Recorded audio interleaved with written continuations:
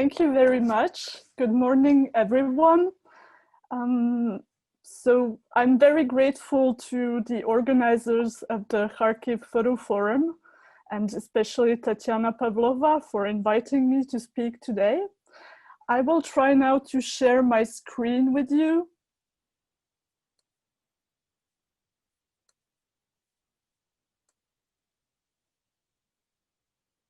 Does this work out for you?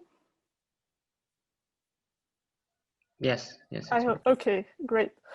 So this talk gives me the chance to focus our attention on Ukrainian-Czech ties, and especially on the ways in which interwar exhibitions of Soviet photography, which also included works by Ukrainian authors, helped define social photography in Czechoslovakia.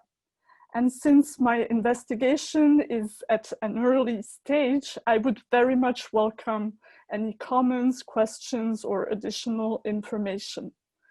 So the exhibitions in question were organized in the framework of the Czech social photography movement, which came into existence in 1931. At that time, a group called Film Photo, or FIFO, was established within the left-wing cultural association Levá Fronta. Its members were both professional and amateur photographers who used their cameras to document and denounce poor living and working condition, thus engaging in a class struggle with the bourgeoisie. In fact, this photographic approach mirrored similar formations of so-called social, worker, or proletarian photography in the Soviet Union, Germany, and other European countries. Among these various groups, however, the Czech were the only one to organize the two large-scale international exhibitions in 1933 and 1934, which both featured a substantial set of images from the USSR, including, as I said, a number of Ukrainian photographs. The presence of these works owed to the mediation of the group's leader, Lubomir Linhart, as is suggested by new evidence from the archive of the All-Union Society for Cultural Ties Abroad, also known as VOX. These archival documents further reveal that Linhart took an active part in managing and initiating the Soviets' participation with the hope that it would sustain the further development and definition of social photography in Czechoslovakia. And given the fact that a large part of the exhibit consisted of Ukrainian photographs, one might wonder what specific role they played in this Linhart's endeavor. So in this paper, I will attempt to disentangle the complex montage of Soviet and Ukrainian contributions to the definition of Czech social photography. First, I will stress Linhart's essential role as mediator of Soviet photography and film. Second, I will examine the network of relations underlying the organization of the shows. And last, I will question the influence of Ukrainian photographers. So, about Linhart, very little research has been done on him or his involvement with the USSR, and yet his activities as cultural mediator appear essential in transposing Soviet and Ukrainian models in the Czech context. He was a multilingual and well-read critic and theoretician, and spent his career in surveying contemporary film and photography and promoting Soviet production. His career started in the 1920s when he became a member of the Czechoslovak Communist Party and of several cultural associations, and he also began organizing screenings and conferences on Soviet film. He took an especial interest, it should be noted, in the movies of Alexander Dovzhenko, whom he must have first met during the filmmaker's stay in Prague, in 1930. Even more vital to his interest in Ukrainian culture was the trip he made to Kharkiv in the autumn of 1930 as a press correspondent at the Second Writers' Congress, which probably allowed him to establish direct contact and to obtain visual and written material, such as these photos of Dovzhenko's films. Once in possession of this material, he was able to propagate Soviet culture at an even larger scale, translating Russian texts and placing pictures in Czech journals. This photograph from the movie Arsenal, which you see on the screen, was published, for instance, in the leftist cultural journal Index, which was incidentally also one of the platforms for promoting social photography. These pictures are now preserved at the National Film Archive in Prague as part of Linhart's preparatory material on monographs on Dovzhenko and Ivan Kavaleridze from the 1960s. They attest, I think, to Linhart's lifelong interest in this production. Such close connections with the USSR provide an explanation as to why Linhart's brainchild, the FIFO group of social photography, drew on Soviet approaches of photography as a weapon in the class struggle, in the communist propaganda, and in the socialist construction. The kinship is especially apparent in his seminal book of 1934, whose bibliography, which you can see on the screen, consists for a main part of Soviet publications, as well as of a magazine from Kharkiv, Proletarsky Photo, records of which I haven't been able to find, so I'm doubting if it ever existed. Another step towards establishing a connection between the two productions were the exhibition that Linhart designed in order to present Czech photographs alongside with the USSR and other Western countries. So let me now detail the relations that Linhart established with Soviet and Ukrainian partners to organize the events. These networks are best approached through the lens of Soviet cultural diplomacy, given the ideological proximity between Ukrainian photography circles and Soviet ones in the early 30s. By that time, a new approach of photography, as quoting Tatiana Pavlova, a powerful tool of agitation and propaganda emerged in Ukraine in close connection with the Soviet scene. This trend was also reflected in Western accounts of Ukrainian photography. For instance, in articles which you see here by Kravtsov, published in Das Deutsche Lichtbild, or an article by the photo amateur and supporter of Soviet photography, Yerzy Yenicek. As the latter noted, Ukrainian photo amateurs had become worker photo correspondents, similarly to what had happened in other parts of the Soviet Union. And being himself a promoter of functional and propagandistic approaches in photography, the Czech Jeníček saw in this system a model to emulate in Czechoslovakia.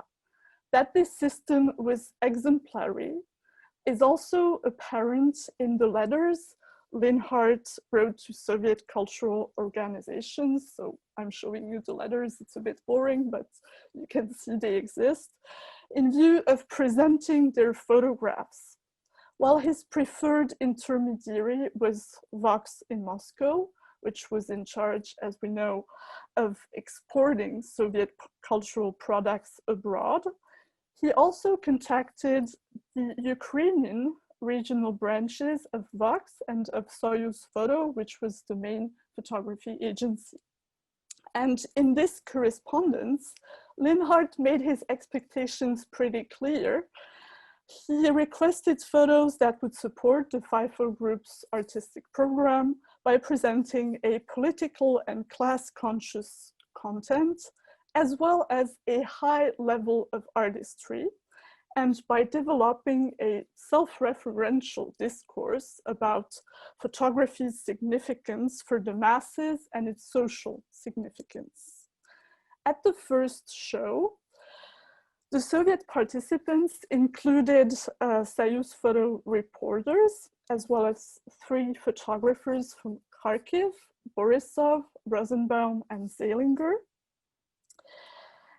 And there was also a Ukrainian photo circle, likely comprised of worker photographers. Among the few reproductions that appeared in period press, there is a photo entitled Children, attributed to this Ukrainian photography circle, but the identification seems to me unlikely, as the theme and style of the picture rather recalls Elizaveta Mikulina's shots of gypsy schools. Another photograph which very likely appeared in the exhibition is the diagonal and dynamic composition of the blast furnace by Boris Zeilinger. It presents the viewer with an allegorical rather than a concrete depiction of an industrial complex, which answered probably Linhart's call for artistry. As you can see, the machines themselves are hidden behind the surrounding smoke and the silhouette of the worker in the foreground, thus preventing any further identification of the location. In the 1934 exhibition, Soviet entries mainly consisted of anonymous works by Soyuz photo photographers, including works by Soyuz Photo Ukraine. They were provided, we know, by Vox and the Soviet representation in Prague. To sum up, it seems that most of the photos presented at the exhibitions transited through Vox in Moscow, and that it was Vox who dealt with Ukrainian colleagues. This was again the case for the unrealized project of a comprehensive exhibition on Soviet photography, which was scheduled in Prague at the end of 1934. For this event, Vox planned on securing photos from diverse worker photography associations, as well as from individual photo reporters, the better known ones as Shaikhet or Ignatovich, but also the lesser known Alpirin, a Ukrainian author from Zaporizhzhia. This is another instance of the centralized control Vox Moscow maintained over exhibits sent abroad. Alpirin was a newcomer to the Vox network of photographers. According to the archival records, he provided views documenting the construction of Zaporozhstal steelworks, which were to be included in the planned but never realized exhibits. As may be gathered from what I just described, Soviet photographs, including Ukrainian ones, probably traveled through official and diplomatic rather than personal and artistic channels. The lack of archival documents, however, prevents me from expanding on this main narrative by exposing the personal ties that must have underlied the official networks. They would have provided an explanation as to why Ukrainian photography stood in such a good place in Linhart's rhetoric on social photography, which brings me to my third point on the influence of Ukrainian photographers. As I already said, in 1934, Linhart published this seminal book in which he expounded his definition of social photography, based among else on photos from the exhibitions. One of the key rules he stressed was that the compositional structure and formal appearance of the photos mattered only insofar as it strengthened the message. Notwithstanding this proclaimed primacy of content over form, Linhart tolerated formal experiments, especially the constructivist diagonal and worm's eye and bird's eye views. To support his claim, he singled out this picture by Zeilinger, the first nail at Traktorstroy, describing it as a good example of the correct use of diagonals and views from below, it has at the same time, he stressed, content of great social effectiveness and so on. Here then, the use of diagonal was not perceived as a mere formalist experiment, but as a meaningful device, because as historian of photography Matthew Witkowski noted, it pointed in a certain direction, expressing tension and evolution. This seemed especially true in the case of the Traktorstrø, which had provided, according to Linhart, thousands of tractors for socialist agriculture and had supposedly transformed Kharkiv in an industrial city. As may be noted, Linhart's praise of this image is slightly anachronic, since Seilinger's picture dates from 1929, and such formal devices had been more or less banned from Soviet photography by 1933. It therefore bears witness to a discrepancy, a difference between the Czechs' perception of what a social document should look like and the Soviet vision at the time. My question is, could this discrepancy have been fueled by the distinct avant-gardist qualities of Ukrainian photography and film, such as they came to be known in Czechoslovakia? Besides Linhart's reception of Seilinger's photograph, there is yet another aspect of this country's creation that supports such a hypothesis. And I'm thinking of Dovzhenko's movies, which met with high critical acclaim among Czech film critics and photographers, especially after his trip to Prague, which I already mentioned and which is documented in this drawing. It does not come as a surprise that Dovzhenko's movies may have encouraged Czech photographers to distance themselves from the Soviet canon, given the role, as we know, that cinema and film stills such as these played in shaping modern visual culture at large. The movie Zemlya in particular won all the votes. This filmic poem on the benefits of collectivization epitomized, in Linhart's view, poetry put at the service of propaganda. The photo amateur Jeníček, whom we have met before, also lauded the movie's suggestive power, thanks to which its propaganda could act on the workers' consciousness. Creative solutions that contributed to the movie's harmony between content and form, and I'm quoting Linhart, including aestheticization of the staging, such as in Vasily's dance sequence, which you can see on the screen, the lyricism of the close interlocking between characters and nature, and the emotionally charged treatment of social themes and class struggle. The characteristics of Dovzhenko's movies often overlapped those of his fellow photographers, namely aestheticization of technological motifs, as well as dynamic compositions, for instance, in this picture of Arsenal. Such repetitions between film and photography testify to an idiosyncrasy of Ukrainian photography and film, which Linhart came to refer to, I quote, as the new Ukrainian Soviet culture. Its specific features, such as I have described them, may thus have appeared as role models for Czech social photography. This is all the more true that Linhart always insisted on social photography being, I quote, an equation between concept and feeling, and the expression of an artistic feeling, rather than a mere factographic and strictly documentary approach of reality, such as the Russian theoretician Sergei Tretyakov, who was another of Linhart's references, advocated in his writings.